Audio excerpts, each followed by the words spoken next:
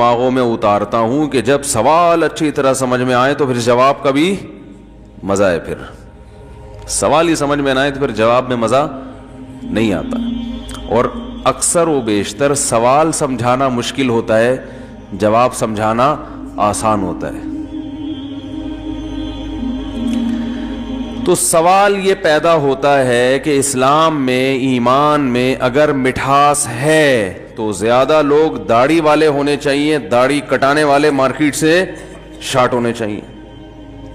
کیا خیال ہے؟ داڑھی جو لوگ کاٹتے ہیں ان سے پوچھو, کہتے ہیں کٹانے کا جو مزہ ہے وہ رکھنے کا نہیں ہے. جب صبح ہم پھاوڑا چلاتے ہیں, وہ جو ریزر ہے نا, ہمارے حضرت اس کو پھاوڑا کہتے تھے. جب ہم صبح صبح اپنے چہرے پہ پھاوڑا چلاتے ہیں, شیشے میں دیکھتے ہیں, 2-4 کریموں سے مالش ہوتی ہے, ریگ مال کی گھسائی ہوتی ہے, ہٹو بچوں بھائی ایسے ہینڈسم لگ رہے ہوتے ہیں جب سوٹ میں, پھر دیکھتے ہیں اپنے آپ کو, اور کسی مولوی کی تصویر دیکھتے ہیں, وہ لگ رہا ہوتا ہے پرانے زمانے کا پرانا انسان, جس کے زمانے کی ٹرینیں بند ہو چکی ہیں, اس کے زمانے کے سائنسدان مر چکے ہیں, ان سائنسدان کے نظریات باطل ہو چکے ہیں. وہ ایسا پرانے زمانے کا پرانا آدمی لگ رہا ہوتا ہے, اور یہ دیکھو بالکل ماشاءاللہ نیٹ کلین فٹ فاٹ, ایک معاشرے کے حساب سے چلنے والا انسان. تو اگر اسلام میں لذت ہوتی تو زیادہ تر لوگ داڑیاں کٹاتے یا رکھتے؟ اسلام میں اگر لذت ہوتی تو پردہ کرنے والی عورتیں زیادہ ہوتی, ان کو مزہ آتا, اور پردہ نہ کرنے والی عورتیں مارکیٹ میں شارٹ ہوتی. ہم دیکھ رہے ہیں پردہ کرنے والی تھوڑی سی رہ گئی ہیں, نہ کرنے والی بہت زیادہ. تو اسی پہ ایک ایک حکم آپ لے کے چلے جائیں. سچ بول کے مال بیچنے والے زیادہ ہوتے, جھوٹ بول کے بیچنے والے کم ہوتے ہیں. لیکن معاملہ, کیونکہ جھوٹ میں جو مزہ ہے وہ سچ میں بالکل نہیں. ٹوپی کراؤ کسی کو, سب مزہ آتا ہے انسان کو. 5 روپے کی چیز 5000 میں بیچ دی بیوقوف بنا کے, اس کا اپنا ہی مزہ ہے بھائی. کیا خیال ہے؟ 2 آدمی بیٹھے تھے, انہوں نے کسی سے سوال کیا کہ یار وہ کھانا بتاؤ جس کھانے میں سب سے زیادہ مزہ آتا ہو انسان کو. کون سا کھانا ایسا ہے, کون سا مسالہ ایسا ہے کہ جب کھانے میں ڈالا جائے تو کھانے کا مزہ 2 بالا ہو جائے, بڑا ٹیسٹ پیدا ہو جائے اس کھانے میں. تو جواب دینے والا بڑا ذہین تھا. وہ اگر یوں کہتا کہ چاٹ مسالہ ڈالو تو بھئی چاٹ مسالہ ہر ایک کو پسند نہیں ہوتا. وہ کہتا تکہ مسالہ ڈال دو, فلانا مسالہ ڈال دو, یا فلاں چٹنی ڈال دو, ٹومیٹو کیچپ ڈال دو. تو ہر چیز ہر ایک کو مزہ نہیں کرتی. تو جواب دینے والا بڑا ذہین تھا. اس نے کہا یار کوئی بھی کھانا ہو اس میں غیبت ڈال دو. یعنی کھانا ہو, 2 آدمی کھا رہے ہیں اور کسی تیسرے کی غیبت کر رہے ہوں. جب آپ غیبت کرتے ہوئے کھانا کھاتے ہیں تو مجلس کا مزہ 2 بالا ہو جاتا ہے. جب مزہ 2 بالا ہوگا تو کھانے میں بھی مزہ خود بخود آ جائے گا. غیبت کرتے ہوئے کھاؤ نا کھانا, بڑا مزہ آنا شروع ہوتا ہے کھانے میں, دل لگتا ہے پھر ایسا چبا چبا کے کھاتا ہے. اور اس کی ایک سائنٹیفک وجہ بھی ہے. وہ وجہ یہ ہے کہ نبی صلی اللہ علیہ وسلم نے فرمایا, اور قرآن میں بھی ہے, کہ غیبت کرنا ایسے ہے جیسے مردہ بھائی کا گوشت کھانا. تو وہ دال میں بھی گوشت کا ٹیسٹ آ جاتا ہے. کھچڑی بھی کھا رہے ہو نا, جب تیسرے کی غیبت کرو گے تو ٹیسٹ کس کا آئے گا؟ گوشت کا, اور وہ بھی انسانی گوشت. ہم نے الحمدللہ کھایا تو نہیں, لیکن سنا ہے کہ بڑا مزے کا ہوتا ہے. چائنیز کہتے ہیں, ان کے ہاں کھا لیتے ہیں بعض دفعہ. وہ تو شکر ہے چائنیز کو انگلش نہیں آتی, نہ اردو آتی ہے. بجائے اس میں حکمت کیا ہے, بس یہ پھر کسی اور وقت بتائیں گے. تو انسانی گوشت اس میں کیا ہو جاتا ہے شامل. چائے پی رہے ہو نا, جتنا مرضی میٹھا ڈال لیں مزہ نہیں آتا. چائے پیتے ہوئے کسی تیسرے کی غیبت شروع کر دیں تو ہوگی چائے, مزہ گٹکے کا ہوگا اس میں. حقیقت ہے, ہوگی وہ چائے مگر مزہ کس کا ہوگا؟ گٹکے کا آئے گا. بیماریاں بھی گٹکے والی نہیں ہوں گی. یعنی 2 مزے ہو گئے نا ایک ٹکٹ میں. 2 بجے پیسے چائے کے لگ رہے ہیں, ٹکٹ چائے کا ہے, اور مزہ چائے کا بھی اور گٹکے کا بھی. شرط کیا ہے کہ غیبت شروع کر دیں. تو بھائی مزہ تو غیبت کرنے میں ہے, حالانکہ اسلام غیبت کرنے کا حکم دیتا ہے یا غیبت سے بچنے کا حکم دیتا ہے. تو بچنے کا حکم دے رہا ہے تو ادھر کہا جا رہا ہے کہ اسلام میں مٹھاس ہے. تو یہ کیا مسئلہ ہے کہ کیسی مٹھاس ہے بھائی کہ نہ نماز پڑھنے کا انسان کا دل کرتا ہے, چھوڑنے میں مزہ آتا ہے, بد نظری کرنے میں مزہ ہے یا نظر جھکانے میں؟ اگر نظر جھکانے میں لذت ہوتی ہے بھائی تو ساری دنیا انٹیوں کو دیکھ دیکھ کے نظریں جھکا رہی ہوتی. اور یہ جتنے ایڈورٹائز ہیں جو ٹیلی ویژن میں آ رہے ہیں, یہ انٹیوں کو لانے کے بجائے مولویوں کو لا رہے ہوتے. پیپسی کولا پگڑی پہن کے نا, ایک مولانا صاحب پیپسی پی رہے ہوتے, لوگ بڑے انسپائر ہوتے کہ ہمیں بھی پیپسی پینی پڑے گی, کہ دیکھو اتنا اچھا لگتا ہے انسان. 4 مہینے جن کے تبلیغ میں لگے ہوتے نا, کمپنیاں ان کو ہائر کرتی.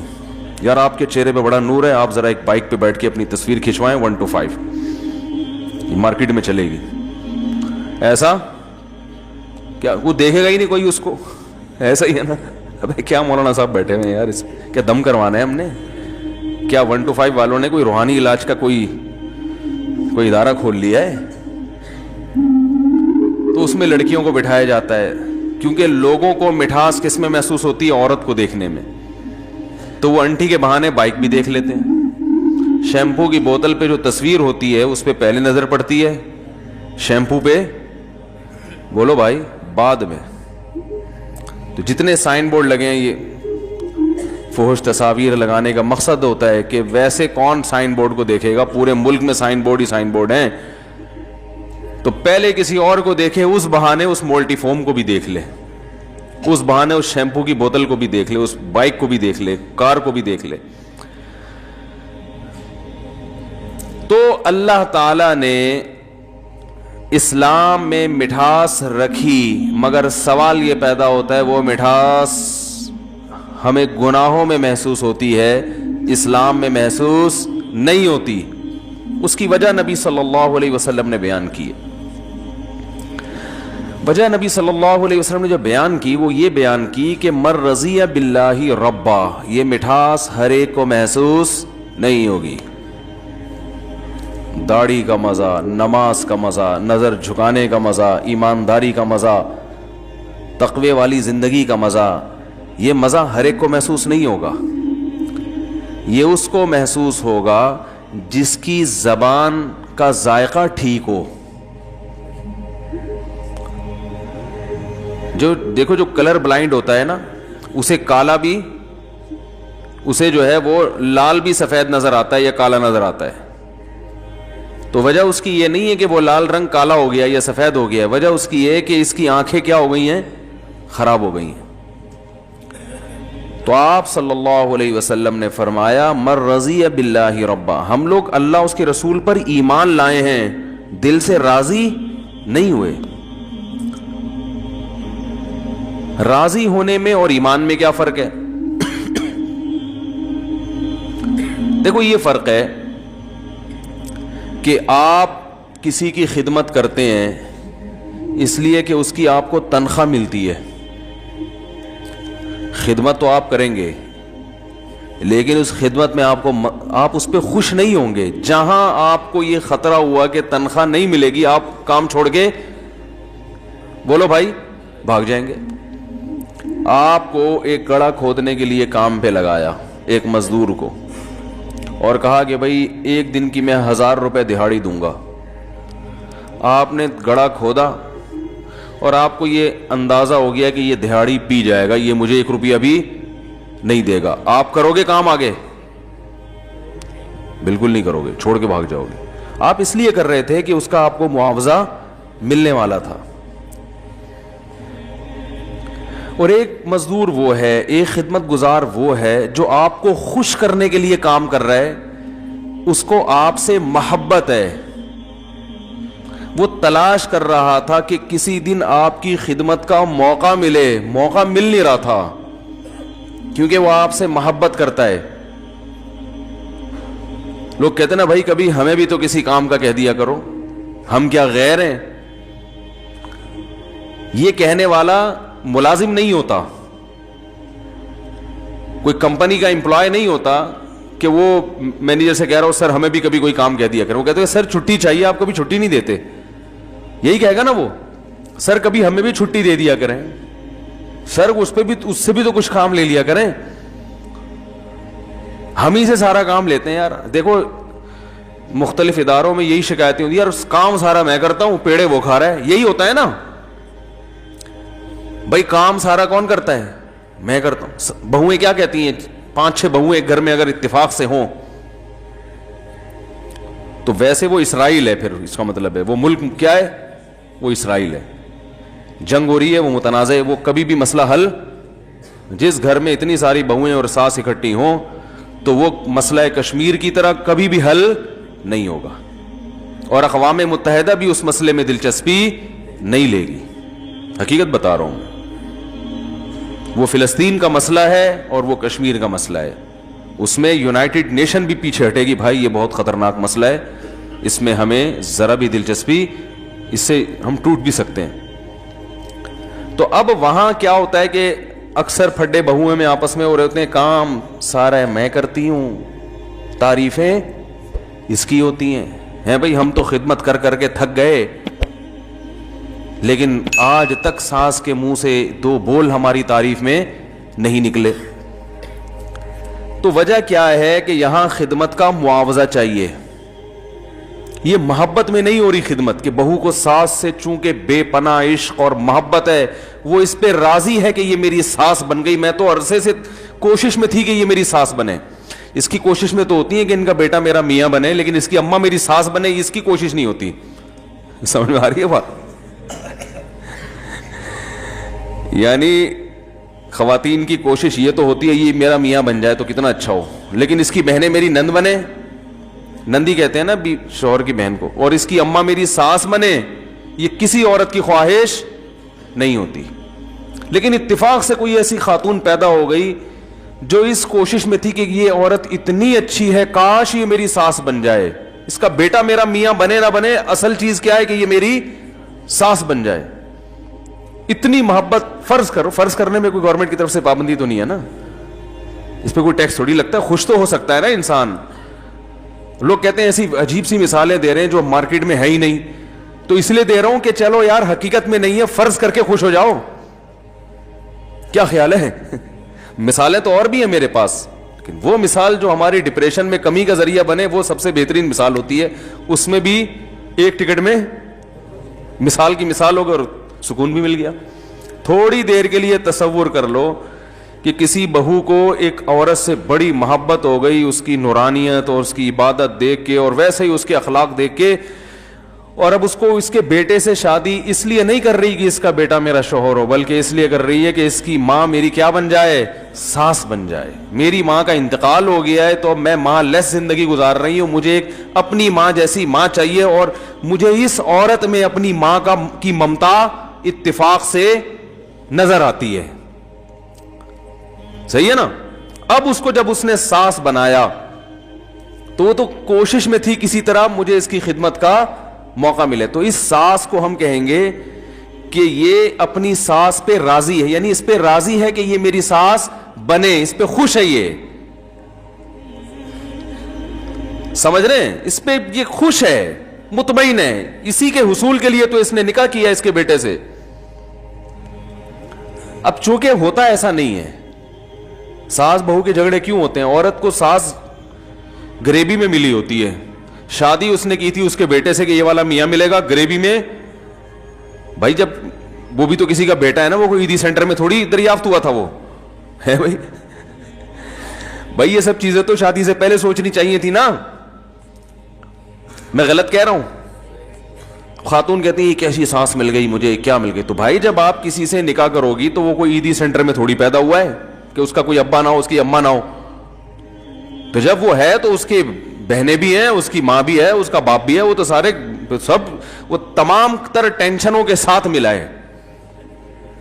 تو یہ پہلے سوچنا چاہیے شادی سے کہ نکاح جب ہوگا تو تمام تر ٹینشنیں غریبی میں وہ ضمناً آئیں گی. اور مرد کو بھی سوچنا چاہیے کہ یہ جو لڑکی مجھے ملی ہے اس کے بھائی بھی مجھے غریبی میں بطور سالے ملیں گے, چاہے آپ ان سے راضی ہو یا نہ ہو.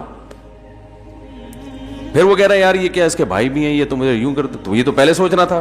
کوئی عیدی سینٹر سے تھوڑی کسی لڑکی کو اٹھا کے لائے ہو, تو اس کا ابا بھی ہوگا. جہاں آپ اپنے ابا سے اپنی بیگم کو ڈراؤ گے تو بیگم اپنے ابا سے بھی آپ کو ڈرائے گی نا, یہ تو نیچرل ہے بھائی. تو اب یہاں جو میاں بیوی ایک دوسرے کو مل رہے ہوتے ہیں تو وہ ایک دوسرے سے راضی ہوتے ہیں, یعنی خوشی سے ملے ہوتے ہیں, لیکن ایک دوسرے کے جو رشتہ دار ہیں ان پر ایمان تو ہوتا ہے, رضا نہیں. ایمان اس لیے کہ بھائی وہ اس نے برتھ سرٹیفکیٹ دکھا دیا, نادرا کا وہ سرٹیفکیٹ دکھا دیے, ثابت کر دیا کہ میرے ابا ہیں, تو عورت نے بھی مان لیا جو تمہارے ابا ہیں اور یہ تمہاری اماں ہیں, تو میں ایمان لائی, یقین کر لیتی ہوں کہ یہ میری ساس ہیں اور یہ میرے سسر ہیں, یہ میری نندے ہیں. بھائی میرے پاس انکار کا کوئی آپشن نہیں ہے, مجبوری ہے, ایمان لے آتی ہوں. تو یہ ایمان ہے, رضا نہیں ہے. ہم بھی جو اللہ پہ ایمان لائے ہیں ایمان تو ہے مگر رضا نہیں ہے. اللہ نے اپنی قدرت کے دلائل اتنے رکھ دیے کہ اللہ پر ایمان لانا پڑتا ہے. بھائی یہ کائنات خود سے بن نہیں سکتی, کسی نے بنایا ہے. محمد صلی اللہ علیہ وسلم کی تعلیمات بتاتی ہیں کہ آپ جھوٹے نبی نہیں ہو سکتے, سچے نبی ہیں. تو ہم سب ایمان لائے تو ہیں, مگر ایسا لگتا ہے ہم اس ایمان پہ مطمئن نہیں ہے. مجبوری ہے, جہنم میں جانا ہے, جل جائیں گے. اگر جمعے کی بھی چھوڑ دی تو یار ایسا نہ ہو قبر کا عذاب صحیح سچی مچی کا نکلے اور پھر چترول لگ رہے ہو وہاں پہ, ٹھیک ہے نا. ماں باپ کو اگر ہم نے جمع کرا دیا اولڈ ہوم میں تو مسئلہ نہ کھڑا ہو جائے, کوئی بددعا نہ لگ جائے. تو یہ سارے ڈرونے خواب اور مختلف قسم کی چیزیں ہمیں دھکا لگا کے, جیسے پرانی گاڑی ہوتی ہے نا, چلنے چاہتی نہیں ہے, دھکے لگا کے اس کو چلایا جا رہا ہوتا ہے. تو اس گاڑی کو چلنے میں مزہ آئے گا ہے بھائی, اور وہ ڈرائیور جو بیٹھا ہے اس کو مزہ آئے گا. گاڑی تو چلے گی مگر اس میں لذت نہیں ہوگی. تو مر رضی باللہ ربن کا مطلب ہے اللہ مجھے بڑی خوشی ہے کہ تو میرا رب ہے, بڑی خوشی ہے کہ میں تیرا غلام ہوں. رب کا مطلب میں غلام, تو میرا پالنے والا, تو میرا آقا. اے اللہ میں خوش ہوں, اس پہ مطمئن ہوں. ہم تو تلاش میں تھے ہمیں کوئی رب ملے, ہم تو تلاش میں تھے ہمیں کوئی راستہ ملے, راستہ ہی نہیں مل رہا تھا, اب مل گیا تو خوشی. بھائی اب تو چلیں گے اس راستے پہ. ایک آدمی اندھیروں میں بھٹک رہا ہو, اسے راستہ نہ مل رہا ہو, بیچارہ کبھی ادھر کبھی ادھر کبھی ادھر کبھی ادھر, خودکشی کے خیالات آنے لگے, اور کوئی شخص آ کے اسے بتائے کہ تمہیں جدھر جانا ہے منزل تمہاری اس طرف ہے اور اس پہ راستہ تمہارا یہ روڈ ہے جو اس طرف لے کے جائے گا تمہیں, تو آپ ایک دم, اور پھر وہ دلائل سے ثابت بھی کر دے, لائٹ مار کے دکھائے, دیکھو آگے خود حکومت نے لکھا ہوا ہے سائن بورڈ پہ کہ خانیوال جانے والا راستہ یہ ہے, یہ روڈ ادھر سے مڑے گی, یوں مڑے گی, اتنے کلومیٹر کا فاصلہ رہ گیا ہے. اب آپ کو اس راستے پہ چلنے میں مزہ آنا شروع ہو جائے گا. ہمیں اسلام چونکہ فری میں مل گیا والدین سے, اس لیے ہمیں اسلام کی قدر ہے نہیں. دنیا بھٹک رہی ہے رب کی تلاش میں, دنیا اسی سوال کا جواب تلاش کر رہی ہے کہ کسی نے ہمیں پیدا کیا بھی ہے کہ نہیں کیا. اسی بحث میں وقت کو برباد کر رہے ہیں. پھر جن کو اس کا جواب ملا کسی نے پیدا کیا ہے تو ان کو یہی نہیں پتا کہ وہ ایک ہے یا ایک سے زیادہ. کوئی پتھر کی بنی ہوئی مورتیوں کو, بھائی اس کو مزہ آ رہا ہے تبھی تو پتھر کے سامنے جھک رہا ہے وہ. اس سے پتا چلتا ہے کہ اللہ کی تلاش اور اللہ کے سامنے جھکنا یہ انسان کی نیچر ہے, اس میں انسان کو لذت محسوس ہوتی ہے. تبھی تو لوگوں کو صحیح خدا نہیں ملتا تو پتھروں سے بنے ہوئے خداؤں کو خود سے بنا کر ان کے سامنے جھکنا شروع کر دے. دنیا میں ہر دور میں کسی نہ کسی عنوان سے پیدا کرنے والے کی عبادت ہوتی رہی ہے. کسی نے پیغمبروں کو معبود بنا لیا, کسی نے پتھروں کو بنا لیا, کسی نے بندروں کو بنا لیا, کسی نے سورج کو بنا لیا. تو یہ سارے بھٹک رہے ہیں کہ ہمیں کوئی ایسا رب چاہیے جس کے سامنے ہم جھکیں, جس کی ہم عبادت کریں. یہ انسان کی نیچر ہے. اگر یہ نیچر نہ ہوتی تو دنیا میں اگر صدیوں سے آپ دیکھیں نا انسان, تو عبادت نہ کرنے والے زیادہ ہوتے, کرنے والے کم, جبکہ دنیا میں ہمیشہ سے عبادت کرنے والے زیادہ ہیں, چاہے وہ بتوں کی کرتے ہوں, چاہے وہ مزاروں پہ سجدے کرتے ہوں, لیکن عبادت کرنے والے ہیں.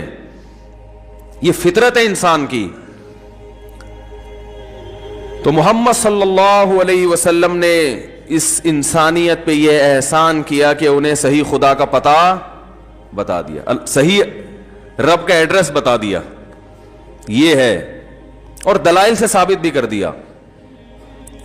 تو بھائی جس کو صحیح رب مل جائے اس کو تو پھر یہ ٹینشن تو اس کی ختم ہو گئی کہ رب ہے یا نہیں ہے, کون سا صحیح ہے کون سا غلط ہے, اس کو تو راستہ مل گیا نا.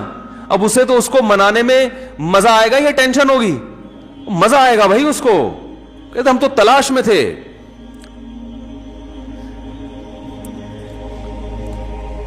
صحیح رب ملنے کے بعد تو پہلے حدیث کے الفاظ کیا, مر رضیہ, راضی ہو, خوش ہو. یہ نہ ہو کہ یار پتہ نہیں کیوں پیدا ہو گئے مسلمان گھروں میں, انگریز پیدا ہوتے تو کتنا مزے کی زندگی تھی. دیکھو ایک عجیب بات ہے, یہ جو خوش ہوتے ہیں نا شرابیں پی کے اور ناچ گانے کر کے, اور یہ جو اوٹ پٹانگ حرکتیں مارکیٹ میں چل رہی ہیں, اس کی مثال ایسے ہے جیسے کوئی آدمی اندھیروں میں بھٹک رہا ہو, ٹینشن سے پاگل ہو رہا ہو نا, اب ٹینشن میں آ کے وہ چرس پینا شروع کر دے.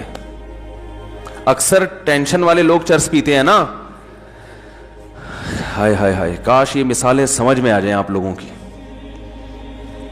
میں تو سوچ رہا ہوں اپنی مثالوں کا نا مسالوں کی طرح ایک ڈبہ بنا کے مارکیٹ میں, ایک کمپنی بنا کے مارکیٹ میں پھینکوں, کیونکہ ان مثالوں میں مسالوں سے زیادہ لذت ہے. مجھے مثال دینے میں اتنا مزہ آتا ہے, پتہ نہیں آپ لوگ کو سننے میں آ رہا ہے کہ نہیں آ رہا. دیکھو ایک مثال سے بعض دفعہ بات ایسی واضح ہو جاتی ہے کہ اس کا خصم کے پاس جواب نہیں ہوتا, کیونکہ پروپیگنڈے کا دور ہے نا. اتنا پروپیگنڈا کیا ہے, اتنا پروپیگنڈا کیا ہے آج مغربی دنیا نے, لبرل لوگوں نے, کہ اسلام کو سمجھنا مشکل بنا دیا ان کمبختوں نے. کہتے ہیں گورا انجوائے کر رہا ہے, دیکھو یہ مولوی پتہ نہیں کیسے ٹینشن ڈپریشن. ارے مولوی ٹینشن میں ہوتے تو ڈپریشن کی گولیاں مولوی کھا رہے ہوتے ہیں بھائی. زیادہ تر لبرل لوگ ڈپریشن کی گولیاں کھاتے ہیں. ابھی کسی نے بتایا واللہ عالم کہ آغا خان ہاسپٹل کی رپورٹ ہے کہ 78% لوگ ڈپریشن میں ہے پاکستان میں. اب پتہ نہیں صحیح ہے نہیں ہے, واللہ ہے بھی کہ نہیں ہے, بلکہ کسی معتبر آدمی نے بتایا ہمیں 78% لوگ. مجھے کسی نے کہا کہ وہاں بھی ایسا ہی ہے مغربی دنیا میں 78% لوگ. تو میں نے کہا ہمارے ہاں 78% ہیں, ان کے ہاں بھی 78%, لیکن ہمارے ہاں کوالٹی وائز تھوڑا لو لیول کوالٹی کی نفسیاتی ہیں. ان کے اگر 78% ہیں تو کوالٹی کے لحاظ سے صحیح ہے نا, کیونکہ رپورٹ میں یہ تو آیا, کوانٹٹی تو دیکھی گئی ہے, کوالٹی پر رپورٹ پیش.